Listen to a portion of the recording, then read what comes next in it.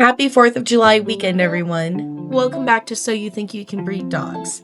Today we are bringing you a two-part holiday lineup. We wanted to switch it up after last week's intense episode, so we are dropping two fantastic interviews with two wonderful guests. It's a long, super chill episode, perfect for you to kick back, relax, and listen to while you're enjoying your 4th of July holiday. We are kicking things off first with Arcane Aussies, followed by the interview with Madison and the Spaniels. But before we jump into the conversation, just a quick reminder, Jess is live on TikTok every single Monday at 5 p.m. Pacific Standard Time, so make sure you come be a part of the live interview chat. Our full unedited interviews drop right here on YouTube and Spotify every single Friday morning, so please like, comment, share, and enjoy. You had a big weekend? Yeah, we did. I drove out to Missouri to a big ASCA event that had confirmation, rally, obedience, and agility. I competed in agility and confirmation with two dogs. Finished my blue girl with two huge 5-point majors, and my bred by puppy got his first 5-point major. So Yay, congratulations. Had a lot of fun in agility too, and we went with friends, so it was a great weekend. You breed Aussies. Yes.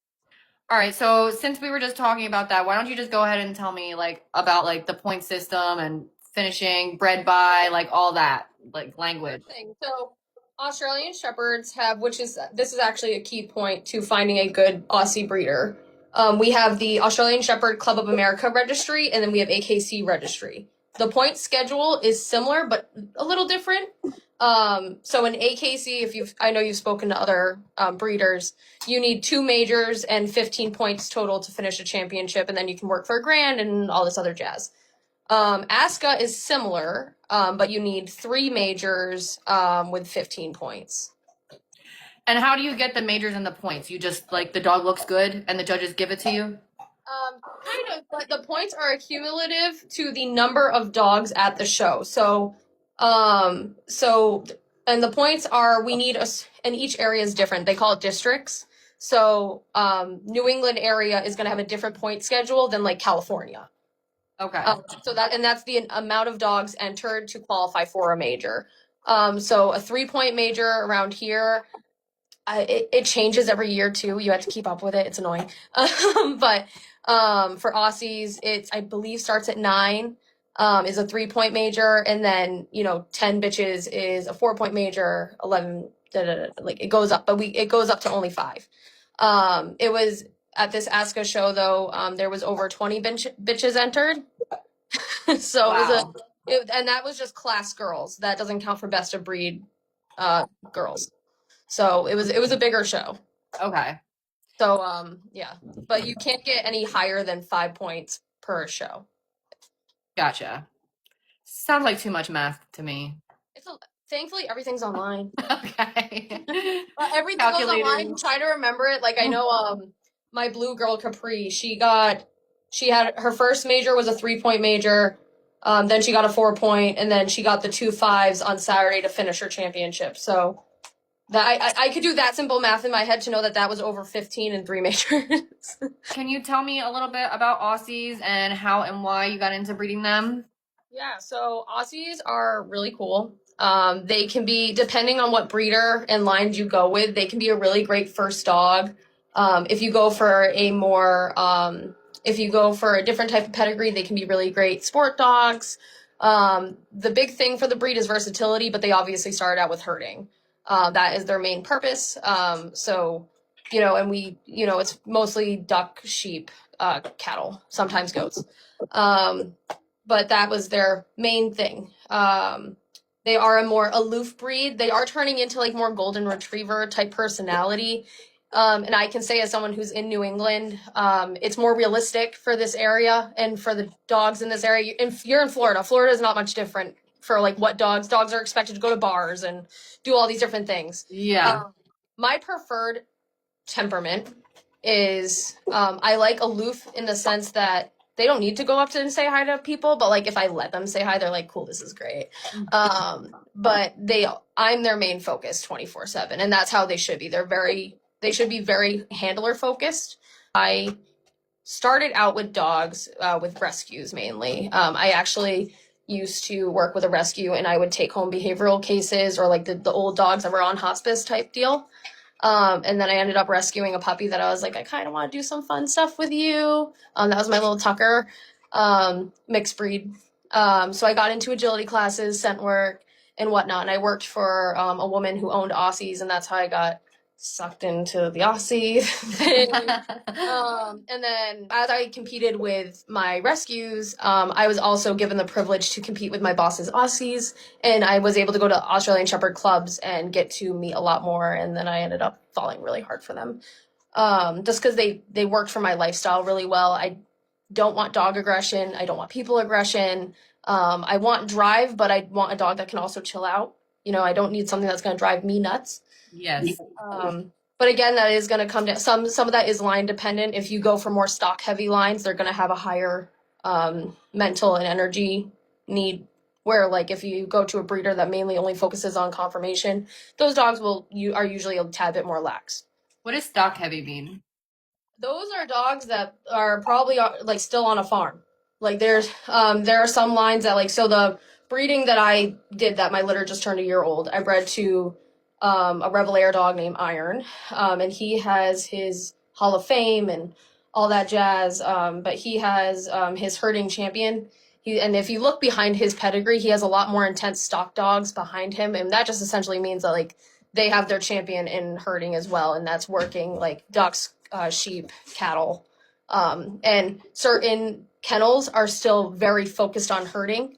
And other kennels are not. So if you go to a kennel that's going to be more focused on herding or drive in general, you're going to get more drive. Yeah.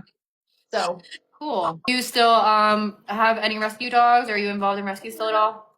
I do. I'm not really as involved in rescue as I once was, just because my life is too chaotic right now. But I do still have rescues. I have a rescue pitty named Kita.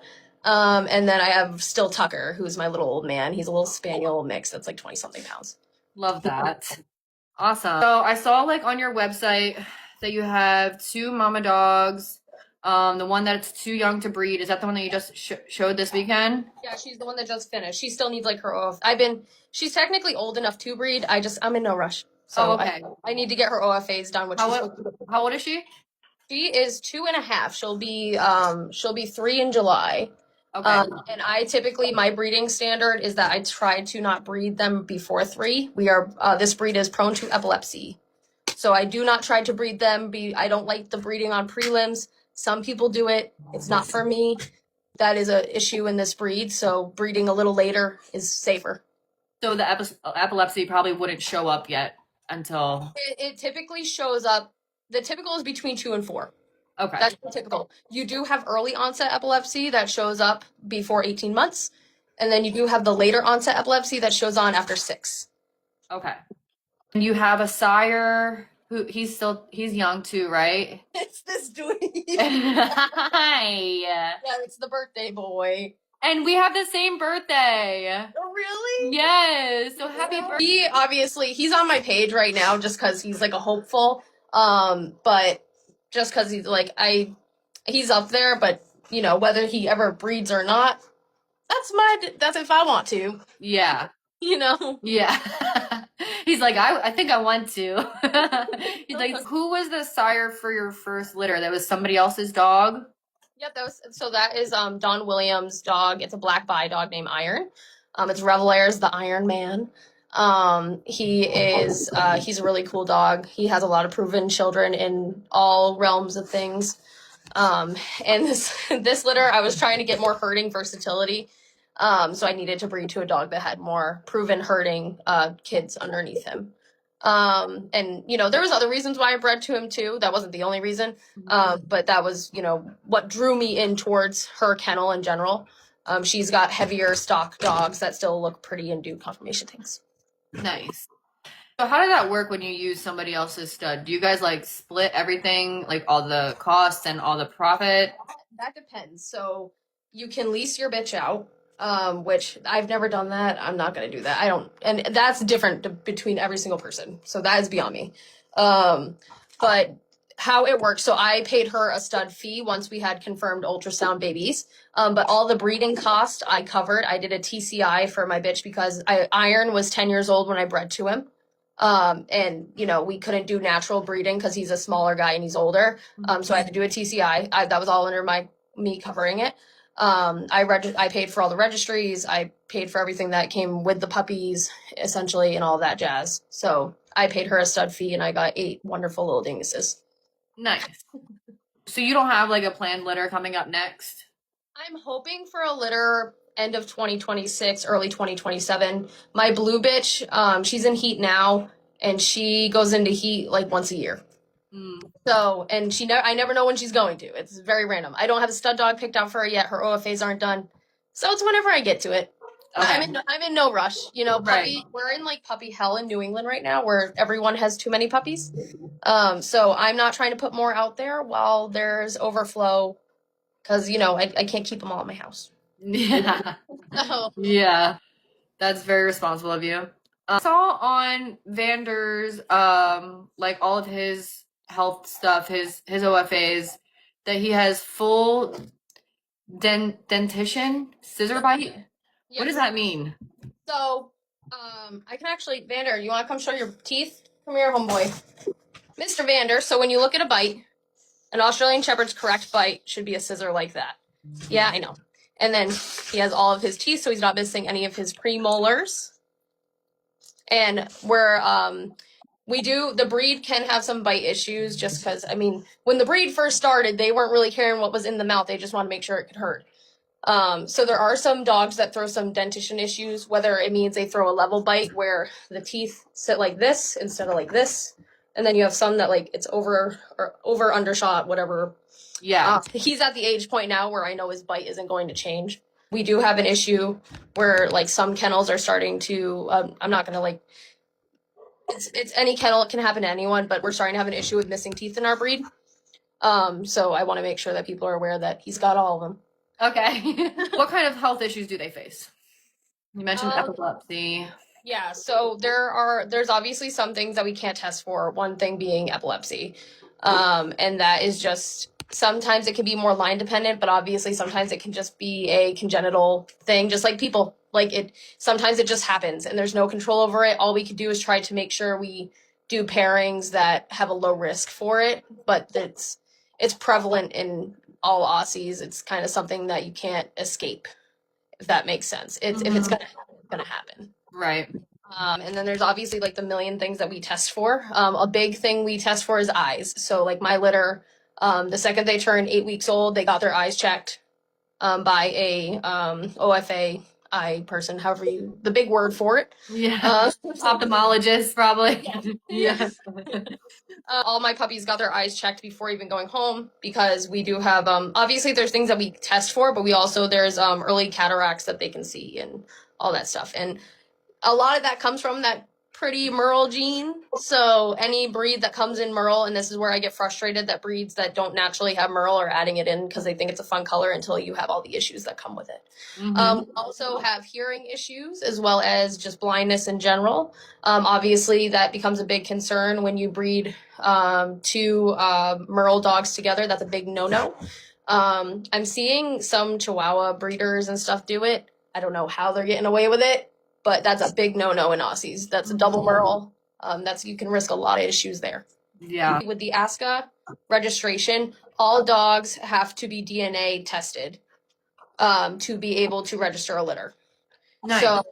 So that's the good thing about if your dog is at least, I'd rather see a dog be ASCA registered than AKC registered to see if they are, know the breeder's ethics, because that right there, the dogs at least have to be DNA tested. Do Aussies have hidden Merle like other breeds? Yes. Okay. So if you do a Merle to a tri breeding, all your dogs should be color tested anyways, just to be better safe than sorry. Jin, she was color tested in Iron because her sire was Merle, so there's always a chance of her being a hidden Merle, but she wasn't, and I bred to a dog who I knew wasn't hidden Merle. So I'm not worried. Like these guys, I wouldn't have to test for it, this litter, because there's no chance of it. But if there is a Merle parent, even if a dog looks like bi-color, you don't visibly see any merle, the dog can still be merle. That's why some backyard breeders have some double merles, because they're like, I bred my black tri to a merle and they're all white. Mm-hmm. And like it happens. My blue bitch, she had a littermate brother who he just had a piece of merle on his cheek.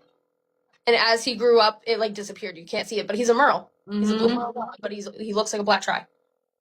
Wait, so how do you know that your puppies right now, you said your dogs right now don't have any chance of it? Because both parents are genetically not merle. So if both parents are genetically not merle, no chance that the babies are. It's not like okay. Yeah. What size are your Aussies? What sizes do they come in? Like, Yeah, absolutely. So Australian Shepherds only come in their one standard medium-sized dog. We have a preferred height range, but we don't technically have a height standard. We like dogs to be above 18 inches and no taller than like 23, 24 inches, something like that.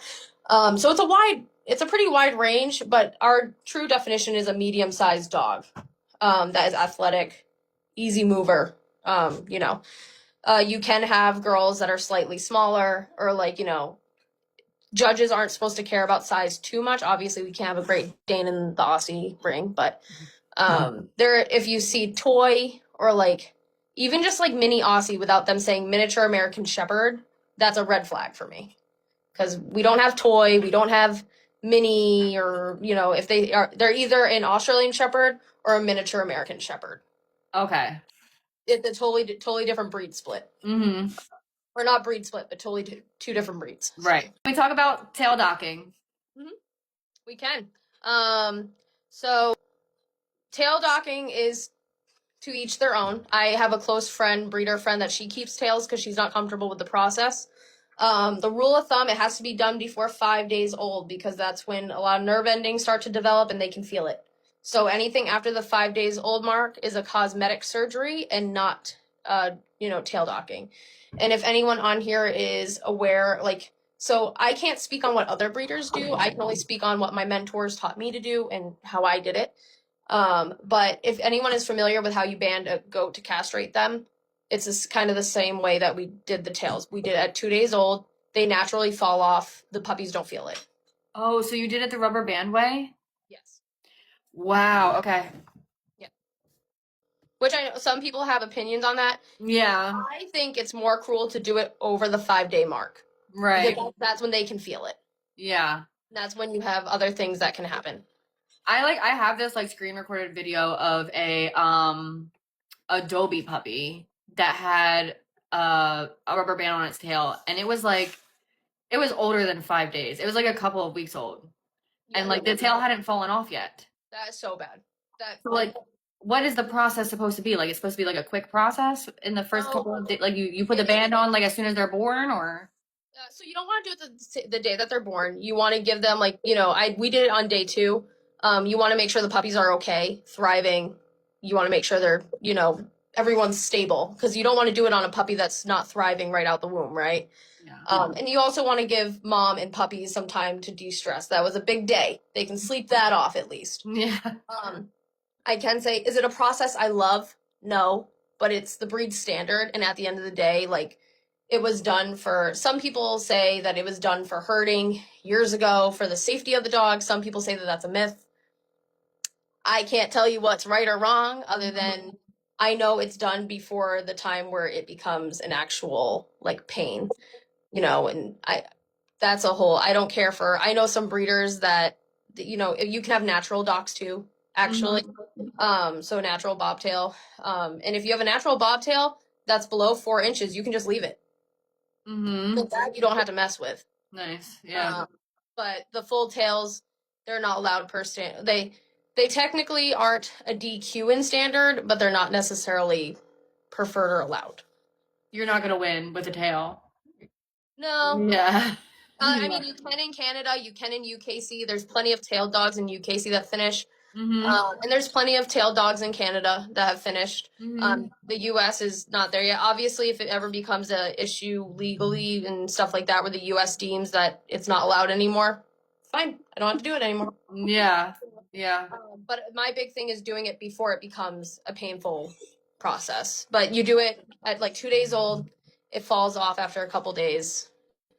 And I don't they know don't if even. you ever saw my video that I posted. I posted it a while ago, like a long while ago. It was a woman with poodle puppies, and she cut the tail off with nail clippers, like big ass nail clippers. Yeah, it was absolutely horrific and traumatic. And the puppy squealed. The puppy squealed. Like, you cannot tell me that that puppy did not feel the pain. Like, No. And I squealed can and ran say, away. like, so when I was doing my Aussies, you have to hold the tail up. When you hold the tail up, the puppies obviously makes a little bit of noise because it's like, what are you doing? But it's not yelling at me because we put the band on. It's like whining because we moved its tail up, and it's like, why are you holding me? Where's my mom? Yeah.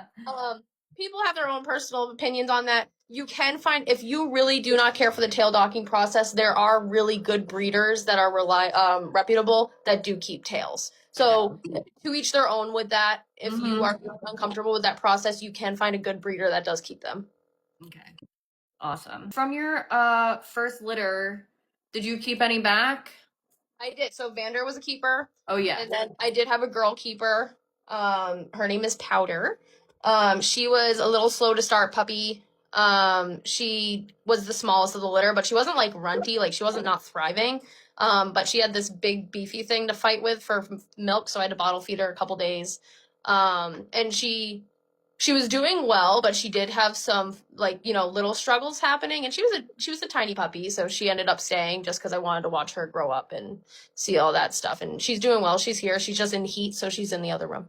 And not with the intact brother. All my girls are in heat right now, so I'm in like yeah. Yeah. How did you decide to keep Vander back? He was from day one. I stacked them out as like little babies. I didn't obviously make them stand on their feet, but I'm just like would hold them and I would look at their hock size and stuff. And I've watched a handful of litters grow up. And once you watch a certain amount of litters grow up, especially when you're so used to your pedigree, you know from like day one an idea of like who's gonna look kind of like what, and we kind of put our bets in. And he was there was 3 boys in the litter. There was a black bi boy, and then 2 red bi boys.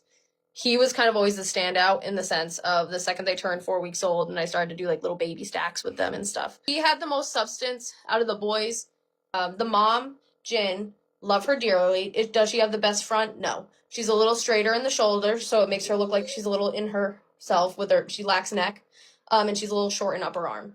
His front assembly was much better than his mother's. He has a cleaner shoulder. He's still a little stuffy. He could use a little bit more neck still. It's not horrible, but I like to pick him to pieces. But he has a better shoulder layback and way more upper arm. So his front assembly as a whole was a much bigger improvement on his mother. And obviously fronts are one of the hardest things to improve. So that was a big thing right there. Nice. Movement wise, he's clean on the side. He's clean coming and going. So it was very easy early on to know that he was going to be the one that was sticking around. I don't want to hurt his feelings when I say this. He's a little stupid. So, personality-wise, whoopsies. I like a drivier dog. I do a lot of sports. That's all. As you can see, I do a lot of sports, so I typically like a dog that has a little bit more drive to them. He's more of like a cuddle boy. He just wants to be loved on. He'd do great with like therapy work and stuff. Yeah. But yeah, so drive-wise, he wasn't necessarily like my pick there, but structurally, I couldn't let him go. Yeah. Because I also don't typically keep boys in my house either. But Powder, same thing as she grew up, big structural improvement on her mom. And she's not on my site because I'm not gonna breed her just because she's little and just she's doing much better. But my thing is if they have some thriving stuff in the beginning stages of their life, you never know if they're gonna reproduce that. So she's kind of on a hold back right now. She's here. She's loved on. She gets to do sports and be fun and stuff like that. But she's more of like a house buddy right now. Nice. Yeah. We talked about the Merle. You're talking about like bicolor, tricolor. What colors do they come in? Like, what are the standards? Do you breed for color? Are you going to breed for color? I do not care about color at all, as long as it's not a mismark. We have to have at least 50% of coloration around the eyes. So you can't have like a white patch over here and then like a patch of solid over here. And then you can't have white beyond withers. You can have a little bit of white up the stifle and that, and no white body splashes. So you have to just have solid marked dogs. That's what I care about. I had no mismarks in my first litter, but I know some litters that almost every other puppy is a mismark because you can't control it sometimes. There is a piebald gene that we test for, and you don't breed a piebald to a piebald because then you're really going to risk a fun little white splash game there. But when it comes to colors, you can have solid black, which is powder is pretty much solid black. You can have solid red. You can have a red tri, which is obviously like the tri markings with the red base coat. Black tri, and you can have merle without tri coloring, and you can have it without white. But you can also have it with like my blue bitch that has the big white collar and the tri markings and looks really flashy. So we just care about where the white is. But a dog can have absolutely no white, and that's very permissible. When I went to the dog show, my first and only dog show so far,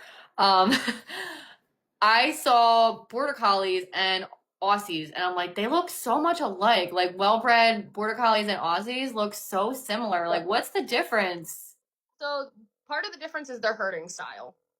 They are like obviously completely unrelated, but They look related. they're unrelated. So there might be some relation, like way, way, way, way back when the breed was first starting to become a thing. But the main thing is their herding difference. So Border Collies have that strong eye. They get really creepy low, and they give you that weird hairy eyeball, and that's how they move things along. Aussies are stupid, and they go head first. They go head in. And then so then German Shepherds are different because they're like in outskirts.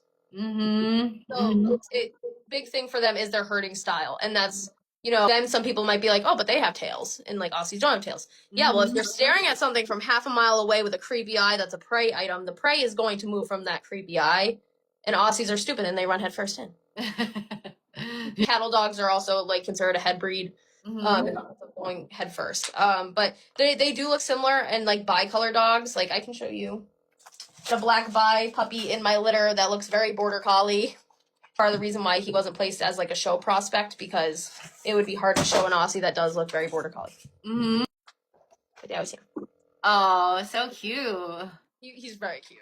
They are very similar, but you'll also notice how they move is different too. So I don't know if you watch them that intensely, but like border collies keep their head really low, and they move like where Aussies, we're supposed to have our head like level, but they're not supposed to dip their head down like border collie. Gotcha. So there are some differences, but if you're like, if you're looking at them structurally, they do have differences, but I can see where they look very similar. Yeah. If someone doesn't know their like structural stuff. Yeah, and I mean, like, I've seen plenty of like poorly bred Aussies and Border Collies, and those look very different to me. Like, I can tell the difference, But when I saw like the well-bred ones, I was like, whoa, these all look so similar. And then if you get into like working line Border Collies, working line Border Collies, working line Aussies, some of them look completely different than what you see in the conformation ring. And I'm trying to blend the two together. Okay. My big opinion that some people don't agree with is that I don't think we should have a breed split. I think it's kind of stupid. A dog that goes in the conformation ring should still be able to do the job it was supposed to do. Yeah, that makes sense. But everyone has their own opinion on that. I did get my puppies all herding, tested, and evaluated before placing. So I got to see who had some more herding drive to them, and that was part of my keepers. So. Right. So do you think that doing sports and conformation is very important? Oh yeah, absolutely. It definitely depends on what you're doing. Do I think every dog needs to have 100 titles on it to be proven? No. I know very nice dogs that never entered a show ring because the owners didn't want to show them, and they're still very nice dogs. Do I appreciate people that put more titling on their dogs? Absolutely. Because to me, if I see more titling, and I'm not saying necessarily like just jackpotting and doing everything, but I like to see a dog that has a calm, natural demeanor in the show ring, but then can also go in agility and just have fun and book it. Because a lot of it tells you the personality of the dog. If the dog goes in the show ring and acts like a skits, that's not for me, and that dog's not going to finish because it acts like a skits. Conformation titling, like I'm working on it with my younger dogs. I did it with my red girl for a little while, but there came to a certain point where I knew she wasn't going to get her majors to finish just because she's not exactly what AKC was looking for, and not like I said, her front assembly wasn't the most perfect thing in the world, and that's a big thing for judges, and I understand that and respect it. So it came to a certain point where like she has her UKC champion, but she doesn't have her champion. She's pointed out in AKC, and she's gotten like a reserve in ASCA.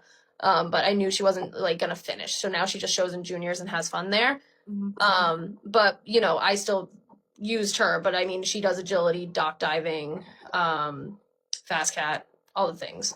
So, but it comes down to individual sports. If I think a dog just has fast cat titles, I'm not gonna think that dog is like. I'm not gonna know much about that dog because some dogs just do it for a recall. Right. So, no shame to anyone that loves doing fast cat because I have a lot of fun doing it. I have a fast cat ribbon somewhere up there. Whatever people do to have fun with their dogs, I'm all for it. Just that's a title that I don't see, and I'm like, that dog is 100% breeding quality. Right. Yeah. Like, whoa, your dog can chase something. Congratulations. So what do you think backyard breeding is doing to the breed detrimentally? Oh God, so much. It's putting out horrible temperaments. Putting out very neurotic dogs. That's where you get the whole like I'm sure you see it online where people are like, my Aussie never settles. My Aussie never does this. My very high drive Aussies will snuggle on the couch all day with me. Oh, and I work a regular job. I'm a dog groomer. I work at pretty much like a 9 to 5, Monday through Friday. My dogs get their enrichment stuff during the week. We go for hikes or do dog showing stuff on the weekends. But am I going crazy every day with them? Absolutely not. Because that would make me insane. Yeah. Nobody got time for that. So you're seeing a lot of bad behaviors, a lot of reactivity out of the backyard bred dogs. Structurally, just horrible. Really bad epilepsy. I'm a part of a few epilepsy groups on Facebook. And the amount of stuff I see on there on the day is insane. Obviously, a lot of eye issues because a lot of them don't health test. And there's just way too many issues. And this breed is too popular and it comes in pretty colors. So they're able to just push them out and keep selling them. Yeah. And they're mass producing and a ton are ending up in shelters. And it's not cool to the dogs. It's not fair to the dogs. And it's not fair to the people that are having to deal with these weird, intense health issues. Yeah. So I always make jokes that I got into the one breed that I said I was never going to touch with a 10-foot pole. My first, when I was working at a doggy daycare, my first really bad bite was from a backyard bred Australian Shepherd. I have permanent scarring on my right knee from it. It bit me through 2 layers of pants. Yeah. Permanent scarring on that knee. And I was like, I'm never getting one. And So funny. And now my first litter just turned a year old. So yeah. There goes that. What kind of things do you do for socialization for the puppies? Ooh, I have a lot of fun. I love puppy raising. It's like the best couple months of my time with them. But so early on, first couple days, I let them have a day or two to just like chill out, relax with mom, whatnot. After day 2, I start doing ENS as well as ESI. I will do scent work training every day. So they will get introduced. So with early scent introduction, I will also introduce birch, anise, and clove to them every single day. So that way they have a really strong start line for when it comes to scent work, because that sport is exploding and it's a super novice friendly sport. So I'm like, if puppy people that want to try sports, that their puppy can already have a really nice solid baseline for it. And I can also very early on see what puppies will drive into that sport really well and not.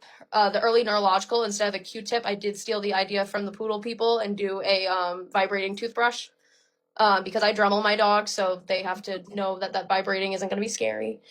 After they turn a couple more days old, I will start not sleeping myself because I will start playing really obnoxious sounds all night long. They listen to it 24/7, and whether it's ambulances, babies crying, all different weird noises, just so they, I have some puppies that went to like very like out in the middle of nowhere farms. So I didn't want them to start hearing fireworks out there and be like, what is that? Because this breed can be sound sensitive sometimes.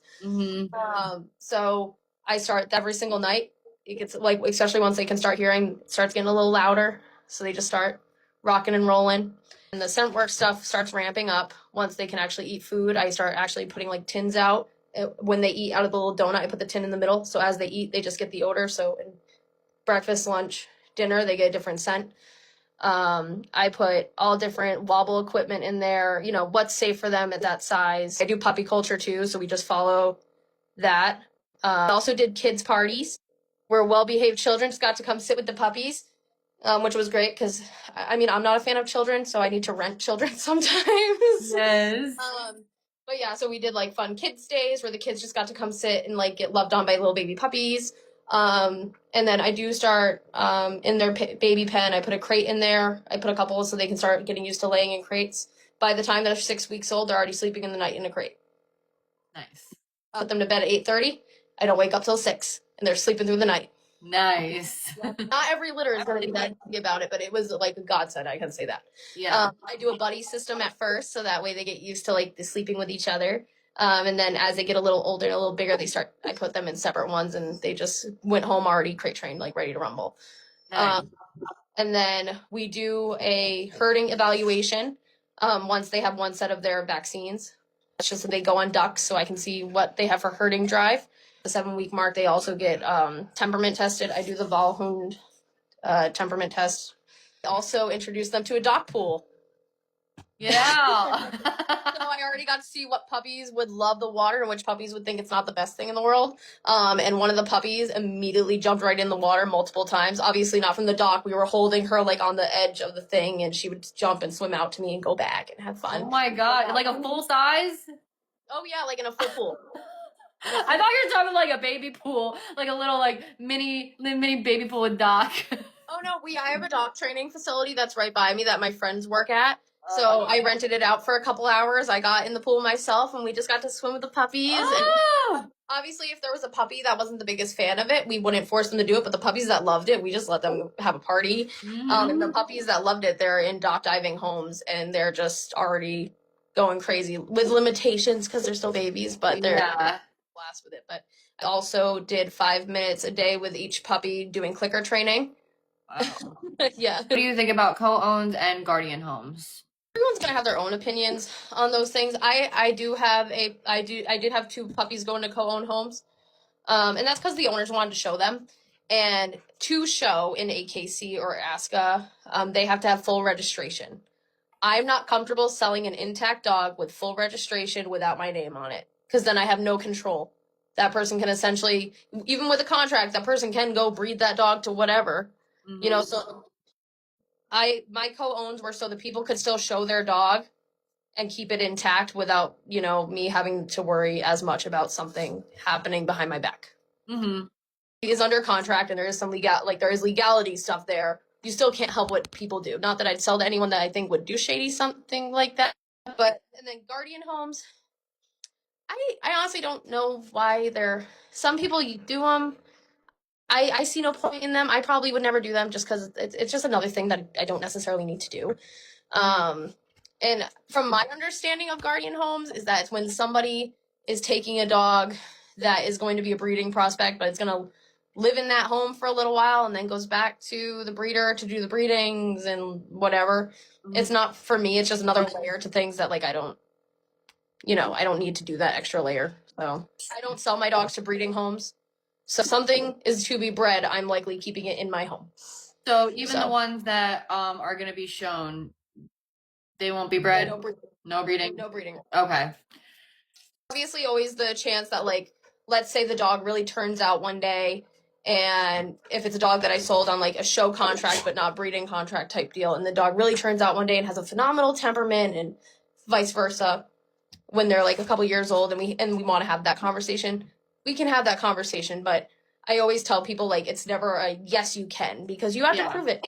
Yeah. You have to prove the dog is worthy and that you're worthy to take that on, because it's a lot. It's not as simple as what, like, some people do and they just pass them out. That's at least from my standard of doing things, I do a lot extra with mine. Yeah. So I want all of my puppies to have that same baseline when they leave my home. Yeah. These people just selling breeding rights when the puppy is 8 weeks old, like, they don't know what that puppy looks like or anything. And no, we can use the 8. So we do use the, like, between the 7 and 9 weeks evaluation to see what we think they'll look like structurally as they mature. But everything changes. Bites can go off. You can get cryptorchids. You know, you can have any weird thing. The dog could have some random limp that never goes away and you don't know what it's from. The dog can become dysplastic. Mm-hmm. There's no knowing, right? Until the dog's older, matured, and then you can kind of get an idea. The AKC did, they were putting feelers out for people to be able to possibly show under without full registration. So that might happen one day. I think Canada does it that way. Someone can correct me if I'm wrong. And if that became a thing, then the puppies that want to show that aren't breeding, I would just not sell them on full registration. They'd be on a limited registration that can show. But that's So how old are your puppies when they go to their new home? 10 weeks. Love I that. had one puppy that, you know, the owner travels with their horses.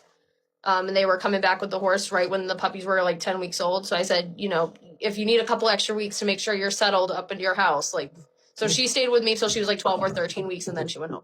Nice. I obviously do a handful of rounds of shots before they go home. Eyes get checked. Allow people to pick which puppy they will get. Yeah. I grew up with the perspective of like, you know, we didn't have these well-bred purebreds growing up. I had a wicked backyard bred, chocolate lab, husky mix. You know, where we went there, we picked the puppy, and guess what? My husky mix that I picked ended up being extremely aggressive with severe resource guarding issues. That should have been the last puppy to go to a home with multiple children in the home. But that's the puppy we picked, and the owners of the puppies were like, "Oh, I don't know." Mm-hmm. So I do pick puppies for the people. I get to watch these puppies grow from a very young age, seeing their personalities develop in all these different whatevers.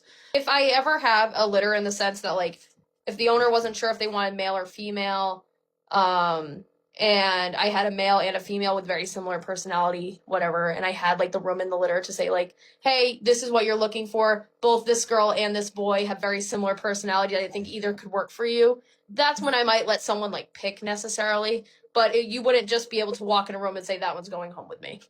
Do you sell litter mates together? Nope. Why not? There is something called littermate syndrome.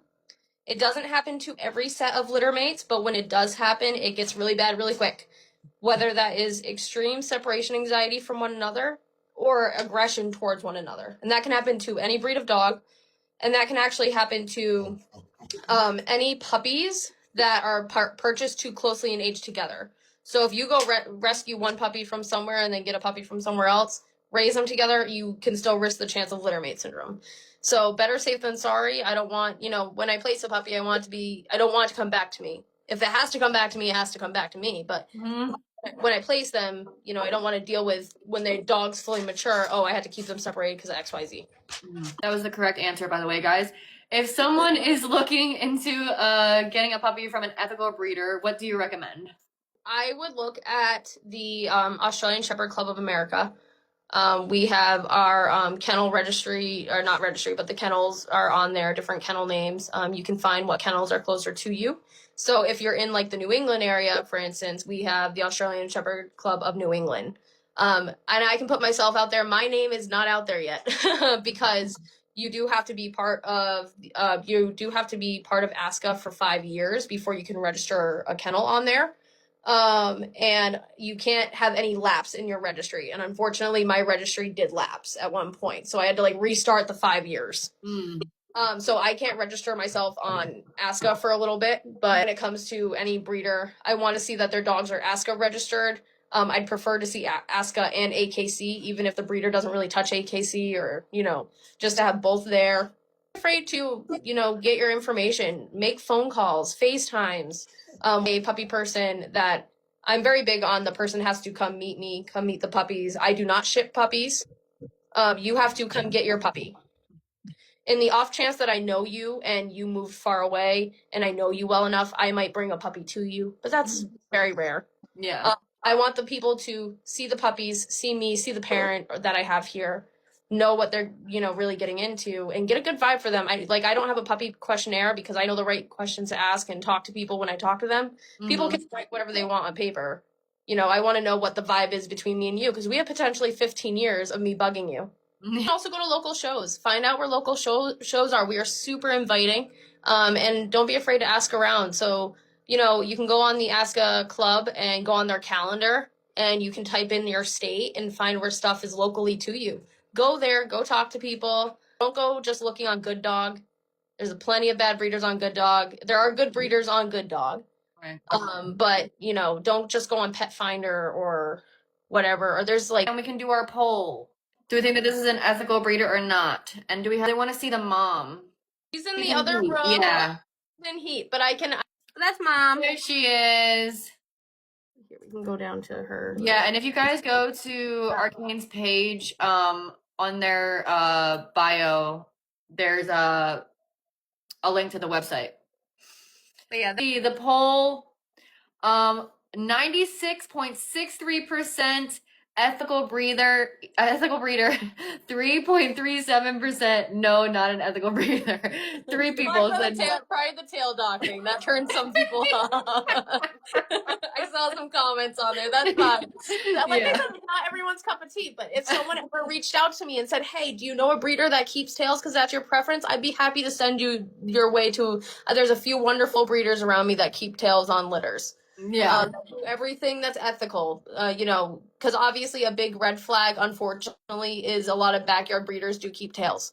And their gimmick is like, we care more about the happiness and the health of the puppy, blah, blah, blah, blah, blah. When in reality, they're just pumping out puppies and they're lazy. They don't have time for all that. Yeah.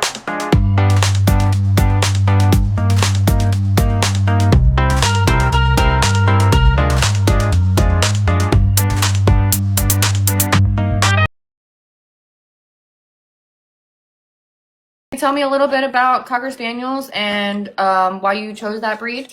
So it actually kind of happened in a happy accident. I knew someone who was rehoming a Cocker, and they basically told me if I didn't take him, he was going to go to the shelter. And I almost didn't go to meet him, so I was working at a doggy daycare at the time, and I was bit by a really poorly tempered Cocker Spaniel. I don't have all the feelings still in my fingers, and this was over 8 years ago. He bit me so bad. I had to go to the urgent care. I had to be on antibiotics, all of this stuff. And I'm like, no, let me go meet him, because that's why people don't like certain dogs, because of or Rotties or things like that. I'm like, let me go meet him. He happy tinkled all over me in full Cocker fashion. And I brought him home instantly. That's my dog Simba. He is my retired service dog, so kind of happened by accident. I ended up getting 6 months after getting him, I started having a lot of health problems, just very randomly. He ended up becoming my service dog. He was the best service dog. But during COVID, he retired because he just decided he didn't want to work anymore. And I'm very much someone, I'm not going to force a dog to work, because even if you force it, they're not going to task at all. So I ended up talking my parents into letting me get another one. And oddly enough, I was actually in between getting another Cocker or a Cavalier. But I ended up getting a Cocker. He did not come from the greatest person. He has a really terrible temperament. He's a Merle Cocker, and that was before I knew anything about trying to find a good Cocker. So he is now neutered. He is great with me. He will still actively work for me at home, but he is very specific on people that he likes. So he just stays home. And then I started over with my my one show dog, and then I ended up getting her sister. So. Okay. Did he have any puppies before he got neutered? He did not, no. At the time, I was very much adopt, don't shop. I was very much in that mindset. I started working for, not working, but my grandpa owned a dog rescue when I was 10, so I volunteered there from 10 to 15 before I moved away. So I was very adopt, don't shop, da-da-da-da-da, and I'm very big change now, the fact that I'm probably going to breed Mally within this next year, so. Yeah. I know that you are not officially a breeder yet. You co-own your girl and you helped raise a litter with her. You're being mentored. Do you feel that this mentorship process is super important? And how long do you suggest doing it before getting into breeding? So I would say the breeder I got Mally from, she is very knowledgeable when it comes to breeding dogs, because her family has bred dogs. We'll be honest, she's they backyard bred dogs, but as far as the whelping process go, she is very fantastic on learning all of that stuff. Now I have a couple different mentors. Now my mentor for showing and breed, who is actually going to help me find a stud for Mally, She is fantastic. She's been in cockers for like 40 years. So I will say if you can find one that does that does both, that's great.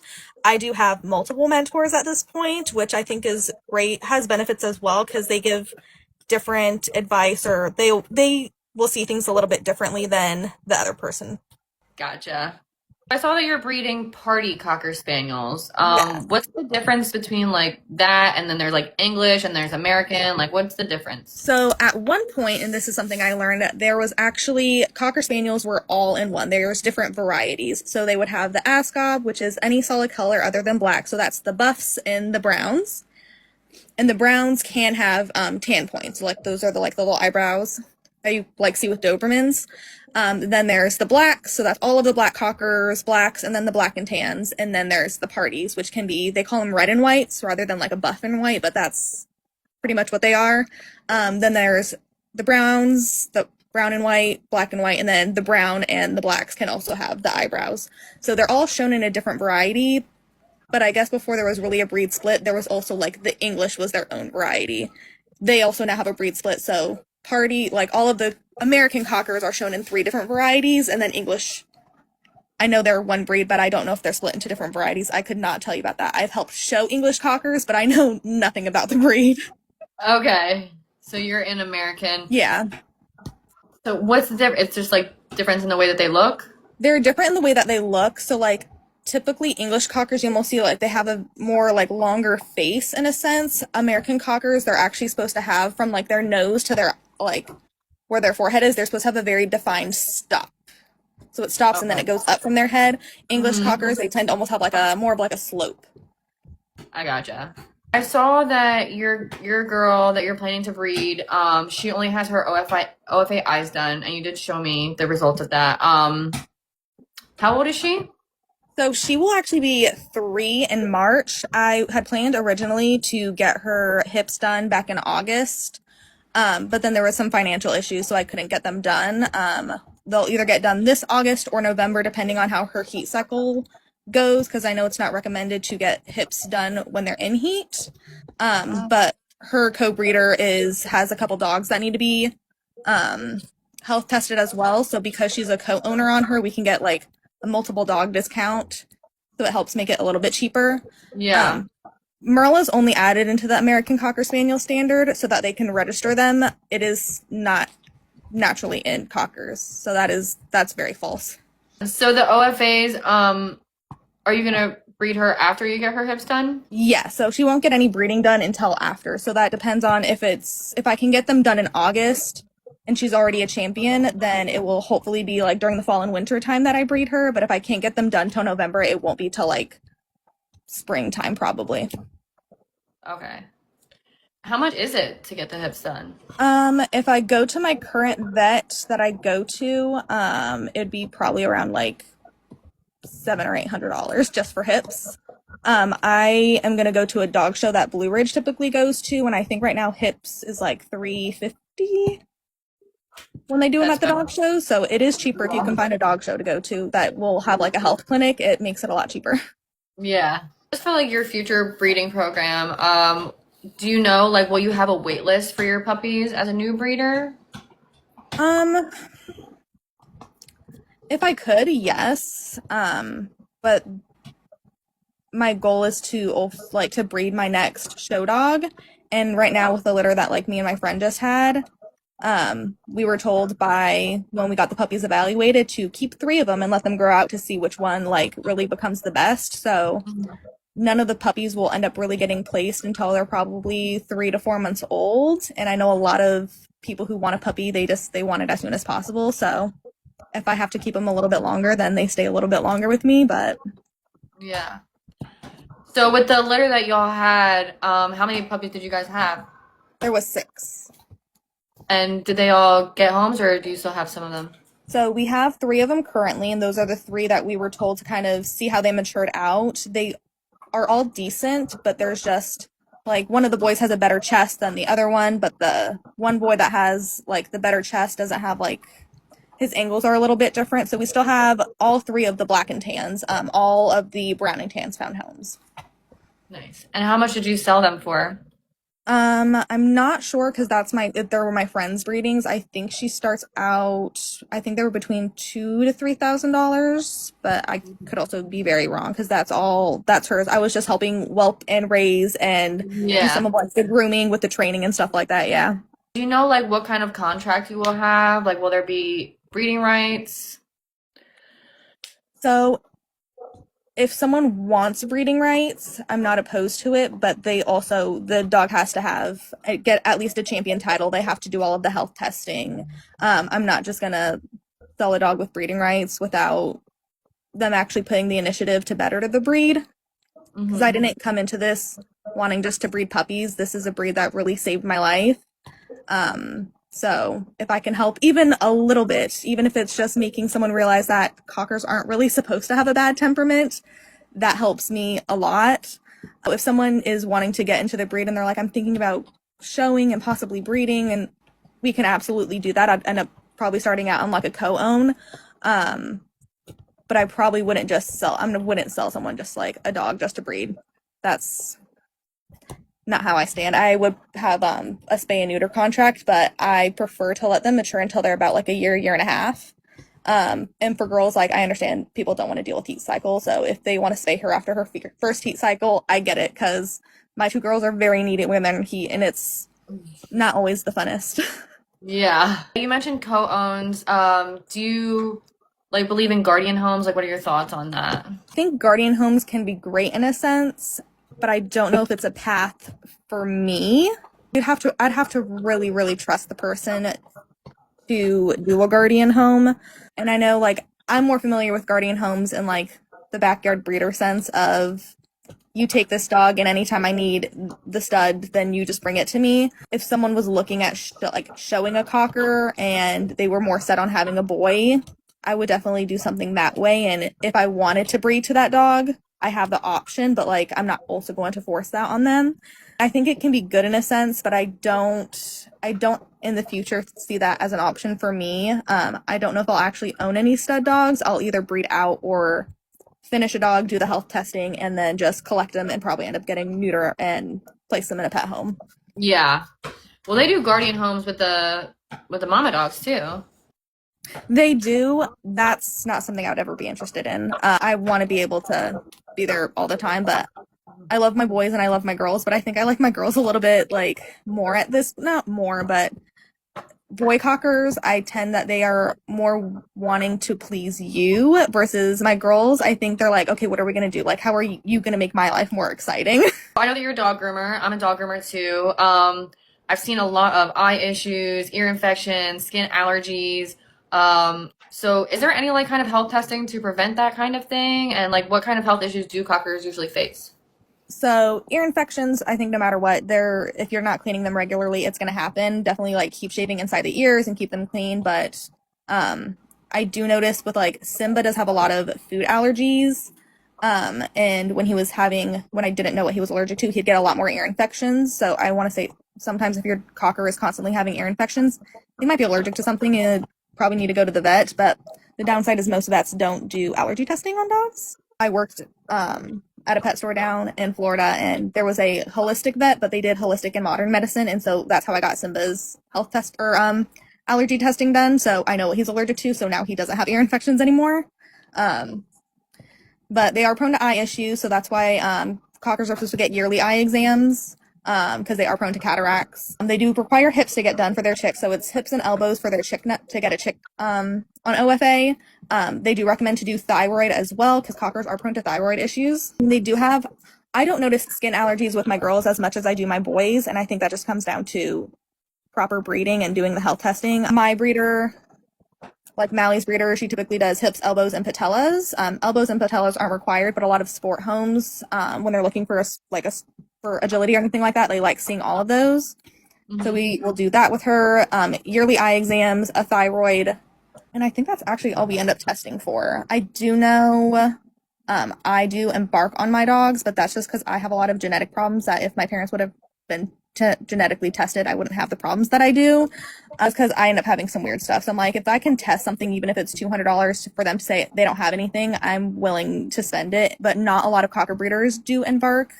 And I have been told by other breeders that I'm looking for problems, and I'm like, no, I'm trying to prevent problems. So I guess it makes sense that like if they're well bred in the sense that they're healthy with their hips, their elbows, and all that stuff, then they're going to be just coming from like a more healthy line, and they're going to all around be healthier. They're probably not going to face those allergies and skin issues and stuff like that that poorly bred ones do. Yeah, and like my dogs typically get bathed probably more often than the regular pet person does. My two like girls that I have in show coat right now, they get bathed every week. And I know people are like, that's bathing them too much. No, it's not. They're fine. They don't have any skin issues. But my two boys, honestly, right now, it's so cold where I live that they need to be groomed. They're looking a little fluffy. But they probably haven't had a bath in like 6 weeks. They're still doing fine. I mean, you will notice like more of like a greasier on them, like they're on their coat, but Yeah. Yeah, cockers get greasy. they can. I don't notice it on my girls as much, even when I let my girls go. But I think it also has something to do with my two boys are shaved and my two girls are hand stripped on their top line. Oh, I don't. cool. That's the only thing that I can think of is my two boys. I always shave, so those natural oils have nowhere to go. Versus my girls, because I hand strip out their back, there's more, like, I don't know, more of the hair shaft to go down. That's just my speculation. I can't say if that's actually true or not. Yeah. So you mentioned the Merrill Cocker that you got before you knew better. Yeah. So do they just mix other breeds in with Cocker just like they do with a lot of other breeds? That's to get their mom? like I don't know exactly like what breed it was, but there's literally like a website like called like Merle Cockers or something like that, and it's like the history of the Merle Cocker, where this like random Merle Cocker got bred it like came out of this buff dog, which buff will actually hide the Merle gene. So if you see a buff dog with a blue eye, it's a Merle. Who knows if it was bred in or breed? Some people say it's border collies, but I'm not exactly sure. But it was bred in by a breed, and then they just bred it back to cockers and cockers. Because like I had his embark done, and it says he's 100% cocker, but I also know that's not true. Right. Well, the embark only goes back 5 generations, right? Yeah. You mentioned showing and like championship and stuff like that. What kind of titles does your dog have? So right now, Mally is one major away from getting her champion title. And then Westlin actually, surprisingly enough, even though he's a butthole, did get his CGC. So he does have his CGC. Alice right now is, I'm working on getting her CGC, and then we're going to do obedience with her.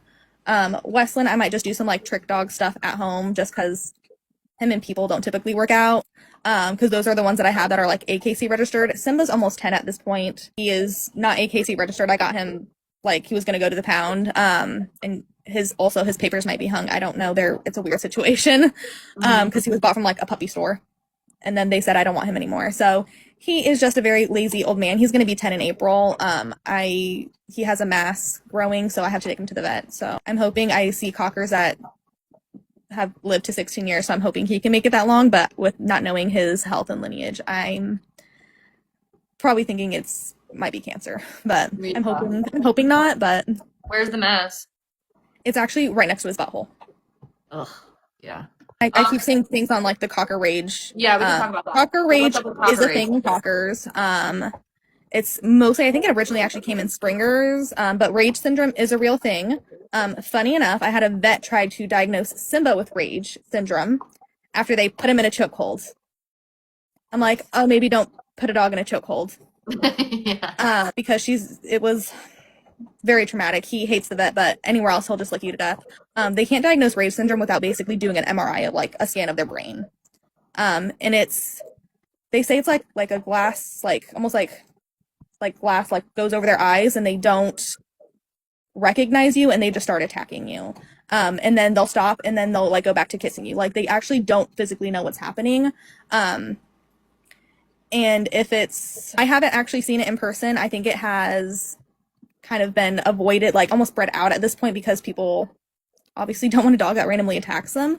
But I don't think it's something you can genetically test for. It's just, if it happens, you just get that dog spayed or neutered. Get that dog spayed or neutered. And I mean, if it's too bad, because I don't know if there's medication that can help, because I think someone's saying it's like almost like a form of epilepsy. So if there's a medication, I think that helps. But if it's to the point where even medication isn't helping, then it's just best to get them behaviorally euthanized, because that's just not fair for the dog or anyone in the situation. But yeah, I heard that it's super rare. Yeah, it's pretty rare, and the vet tried to diagnose Simba with it after she put him in a chokehold with a towel over his face. So then she was like, oh, he has rage syndrome. And I'm like, he's never done that before, not in front of me, not in front of anyone. Like, and then come to find out, like, I posted a bad review to this vet because she abused my dog. And then I just saw like horror stories of comments of this vet was just not a good vet. So I was like, oh, that explains so much. Yeah. I understand that you are a service dog handler as well. I am. How and why did you get into that? And like, what are your thoughts on breeding service dogs? I have, main actually reason why I ended up getting a service dog was I was diagnosed with PTSD, and it was pretty severe. I couldn't leave the house, and even when I did leave the house, if I would just end up, it would not be a good situation. And then I was diagnosed with POTS shortly after, and it became really dangerous. So POTS is postural orthostatic tachycardia syndrome. I just will pass out. And it became really dangerous when I would have a PTSD episode, and then also like, and I'd start like almost like dissociating, and then I would have a POTS episode at the same time. So then I didn't realize how I was feeling, and I was passing out a lot. Simba naturally picked up on it, which is not always, doesn't always happen. Typically you have to train for it. So he naturally started alerting for when I was having a POTS episode. What did he do? He literally started like nudging my leg. He'd just like nose my leg. And I'm like, what are you doing? And then he started pawing me. And I'm like, and I started to get like, I got like a Fitbit at the time, and I was like, oh, my heart rate is really high. And so I changed it to a different cue because nudging me didn't always work, because sometimes it wasn't as like a focused response. So even though I know controversial, people didn't like how I trained him, because I'd actually have him trained to almost like jump up onto like my lower stomach to like paw me, like get my attention that way. Just because I was still having the issues with my PTSD not being 100%. So it was just more of an alert for me. So I started training for that. I couldn't find anyone local to me, so I actually relied on a lot of actually great YouTube videos. And then I worked with like a local trainer for just like getting him to walk better on leash and stuff like that. And then I found a couple service dog. I'm still friends with them that kind of helped me train some other stuff with him, but that's how I got into service dog training. I don't think you can actually just straight breed for service dogs. I know there's programs that do it, but also if you look at their programs, there's also a lot of them that don't even make it. Breeding for a service dog is very hard. Do I have a goal of would I love to be able to breed and keep a puppy back to possibly train as a service dog to donate to someone, because it was extremely hard for me to even try to even get a program dog, because they said I wasn't disabled enough, or because my PTSD wasn't combat PTSD. Oh, wow. So there's a lot of programs that it's just combat PTSD, but if you have PTSD for any other reason, they don't care. So is that a goal? Yes. Is it very unrealistic that I'm going to have a puppy from every litter that's going to be a service dog? Yes. Like, it's very hard. The pass out rate is extremely hard. So I don't think you can just have a program solely based on breeding, unless you're like a bigger, like, was it like Southeastern guide dogs? Because they have guide dogs, and they also do like, I think some of their dogs actually just go to like, if they aren't, because guide dogs are extremely, extremely hard to train because they're leading the blind. Versus some that they might not be a great guide dog, but they can be a good service dog for someone. I think having a small program, it's going to be incredibly hard to just always breed for service dogs, because the rate that they wash out is extremely high. So if it happens once, and I can be happy with that. What do you think makes Cocker Spaniels good service dogs? So their actual temperament, even though I know like most groomers are only familiar with like the really bad temperament ones, or I meet a lot of people that are like, oh, my grandma had a cocker, but it was vicious. Because they did get really, really popular. I think it was in like the 70s or 80s. So they were really, really popular. At one time they were the number one like breed in the country, like how the Frenchies are now. And then they were so backyard bred that's when like the cocker rage syndrome and stuff was coming more about. They're actually supposed to be a very affectionate, gentle, and like happy breed. Something I hear all the time when I'm at different dog shows, or even like the national I went to last year for them. It says in our temperament, it says above all they must be merry. So they're supposed to be a very merry, happy. I almost kind of explain it to someone who doesn't really know anything about dogs. Imagine like a golden retriever, they're always great, they're always happy. They're supposed to be like that, almost, but like a small cocker. Wow. They do have different like drives and stuff like that. Cockers I don't think are as have as much prey drive as like a golden can. But my boys definitely do have a higher prey drive than my girls do. There was a squirrel out in the backyard like a couple months ago before we got all the snow, and Alice wanted nothing to do with it. My two boys like took off trying to get it. So I have been told by many people overseas that Cocker Spaniels can be a pretty common service dog over there versus here, because I think people just always think like a big, like the Goldens, the Labs, the Poodles, like bigger dogs for service dogs, Yeah. but small dogs can be great service dogs too. I met a Yorkie that was a fantastic service dog, and I think she was more like allergy detection, so like she could have a smaller dog for that. What do you think about the mini hippos?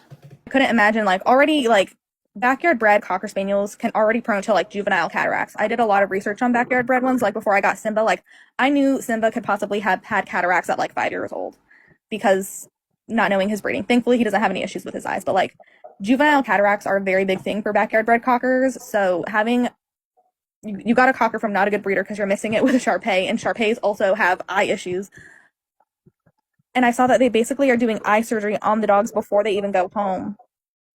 If your dog has to have a surgery before they go home, to like, that's so concerning to me. And I'm so concerned on one, the skin issues that those dogs are going to have, and then the eye problems. It's keep the breeds separated. Like we don't Structural issues, yeah, temperament issues, yeah.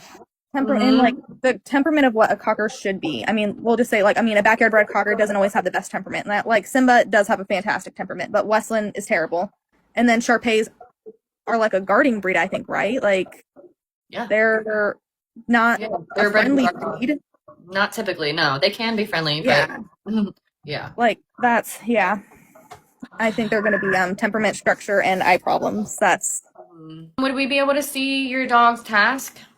Simba is very overgrown right now. Okay. He is my buff, but I put him in a poodle cut actually this last time around. So he has poodle palms currently. I love that. That are dyed. People don't like creative color. You're gonna hate me too. So would either like start hyperventilating or like scratching a lot. Simba, hey, come here. Oh my gosh, Simba. She said, fine, I'll get it. So when I'd have a PTSD episode at work, or like even out in public, Simba, can you cover? Cover. Down. You gotta put your butt all the way down. There we go. So he'd start doing pressure therapy that way, where he'd actually just lay across my legs. Aww. But we would actually go to Disney a lot with him, so like he knows how to like walk in between my legs, because people at Disney World are crazy and they'll like try to touch your dog randomly. So I trained him so he would like actually walk in between my legs, because no one's gonna like, a small dog, you're basically trying to like reach lower than my crotch and it just looks weird, so no one would test it that way. So, yeah. I see someone's asking about like show lines versus working lines. I'm not as familiar with like working lines, as in there are still people who still actively do like hunting and stuff like that with their cockers. There is like, when I was at the National, there was like people who were doing like instinct tests, which was really cool. If Westland didn't have the temperament issues that he had, I was totally going to do it, but because he's so iffy, I was like, we're not going to do it. So there are still people that still actively do hunt and stuff like that with their cockers. I'm not as familiar with the lines, but there's quite a few of them that were there that have both a champion title and like hunting titles as well. I don't think there is really a significant split between the two of them. Show line versus working lines for a service dog. Honestly, I probably do a show line versus a working line. I think sometimes the working lines, if it's like other breeds, I'd be concerned that might be too high energy. But all of the cockers that I saw at the National that had both were very easy temper, like had a great temperament that I think would be great for a service dog, but it's just if they liked it. Ideal home for a cocker, I would say they're a breed that is good for if you are really active. Before I had a bunch of health problems, I would go hiking with Simba all the time. He great working. There was days we would do 12 hours at Disney, but there's also days where like I'm sitting on the couch doing nothing. So I would say they're really great. There are some dogs that are cockers that are more high energy, so I wouldn't necessarily recommend them from like a grandma unless you want like an older dog that is more mellow already. I will say they are typically great family dogs. Simba has always been really, really great with kids. Even Westland with his temperament issues. When I lived in West Virginia, my ex had a child, and he was really, really good with my ex's son. So I think they're great like family dogs too, but you do have to consider the monthly grooming expense. They do need to be groomed like I say like 4 to 6 weeks. If you're going to get them shaved down constantly, you could probably go like 8 to 10. But they are high maintenance grooming wise. So that is something to consider for sure. There's days where like I can throw my like a tennis ball in the backyard for 10, 20 minutes and they're fine. They really like food puzzles, so I do a lot of mental stimulation for them as well. If I'm talking on the phone, they tend to, my dogs, not all dogs, my dogs tend to do this. They get like whiny, so I gave them all bully sticks, so that's what they've been chewing on for the past like 40 minutes. So I have a total of 4 dogs. So I have my 2 boys and then I have my 2 girls. I love cockers. I think they're a great breed. So if I can spread that, you know, they're not all cranky old ones. So I've actually been showing, I started showing August of 2023. I took my first dog into the show ring. It wasn't even Mally. I actually showed one of my mentor's dogs for her because she had 2 puppies that were starting to be shown. So I do show my own dog, my show dog. There's a couple times I've sent her out with a handler when I just couldn't make the show, but. We look forward to like seeing your breeding program journey unfold. Like, I hope it goes really, really good. I hope it goes well. It will definitely be an adventure. I have been told by like one of my mentors, the first breeding she did, she was like so excited to like get them evaluated, and she's like, they were all pets. And she's like, I was so disappointed, and I'm like, I know that's probably going to be a risk, and I might just cry, but you know, they sometimes there's only like 2 in the litter. Mally, I think, was the only one in the litter that was like show worthy in a sense. So the way I look at it though goes is well. like people need pets too, though. You know what I mean? Like, people deserve well-bred dogs, like, as pets. So I'm like, if it happens that, you know, I have a whole litter of pet puppies, yes, it's unfortunate because you're hoping for something to keep back, but if I have a whole litter of pets, then I have a whole litter of pets, and we'll find them homes, and they'll be great dogs that way. And that wraps up today's holiday special episode. A massive thank you to Arcane Aussies and Madison for sharing their incredible stories and wisdom with us. If you enjoyed spending your holiday weekend with us, please take a quick second to hit that subscribe button, leave a thumbs up, and drop a comment below. Your support is genuinely what keeps this show growing. Don't forget, you can catch Jess live on TikTok every single Monday at 5 p.m. Pacific Standard Time to chat all things dogs. And of course, make sure your notifications are on so you don't miss our full interviews dropping right here on YouTube and Spotify every Friday morning. Have a safe, happy, and relaxing 4th of July weekend with your pups. We will see you all on Monday live and back here next Friday for a brand new episode. Bye, everyone!